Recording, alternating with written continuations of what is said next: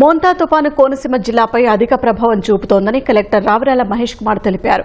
రాత్రికి తుపాను తీరం దాటే అవకాశం ఉందని, విపత్తును ఎదుర్కొనేందుకు సర్వసన్నద్దంగా ఉన్నామని వెల్లడించారు. ఇప్పటికే తీర ప్రాంత ప్రజలను పునరావాస కేంద్రాలకు తరలించినట్లు చెప్పారు. దాని యొక్క ప్రెడిక్షన్స్ ప్రకారం ఐఎండీ నుంచి slightly there are some deviations. స్లోగా మన జిల్లాలో రైన్ ఫాల్ కూడా పెరిగింది ఈ రోజు మార్నింగ్ నుంచి. So already we have instructed all of them and probably the land fall might be in and around Amalapuram అనే ఛాన్సెస్ ఉన్నాయని ప్రెడిక్షన్స్ ఉన్నాయి.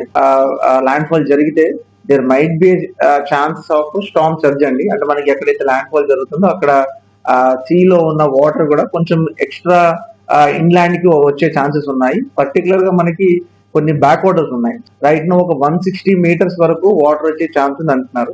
సో 160 మీటర్స్ వరకు కూడా కంప్లీట్ గా all general public, not only in పక్కా హౌసెస్, టాచ్డ్ హౌసెస్ తో పాటు పక్కా houses లో ఉన్న వాళ్ళని కూడా మొబిలైజ్ చేసి నియర్ బై సైక్లోన్ సెంటర్స్ లో పంపిస్తున్నాము. దాన్ని బట్టి ఎంటైర్ కోస్టల్ ఏరియాలో ఉన్న 200 మీటర్స్ టు 500 మీటర్స్ వరకు ఉన్న habitation, irrespective of pucca houses కావచ్చు లేదా టచ్ హౌసెస్ కావచ్చు, అలాంటి హౌసెస్ ఉన్న వాళ్ళందరినీ కూడా ప్రాపర్ గా వాళ్ళు మొబిలైజ్ చేసి సైక్లోన్ రిలీఫ్ సెంటర్స్ లో మొబిలైజ్ చేయడం జరుగుతుంది. At what time that might be land fall. ఆ ల్యాండ్ ఫాల్ టైంలో ఎవరు కూడా ఆ 2 hours అనేది every one should stay indoors, అది అందరికి కమ్యూనికేట్ చేశాము. సో ఆల్రెడీ ఉన్న సైక్లోన్ షెల్టర్స్ లో కావాల్సిన basic communities, food, hygiene, drinking water supply, electricity supply, diesel supply, ఇవన్నీ కూడా ఎన్ష్యూర్ చేశాము.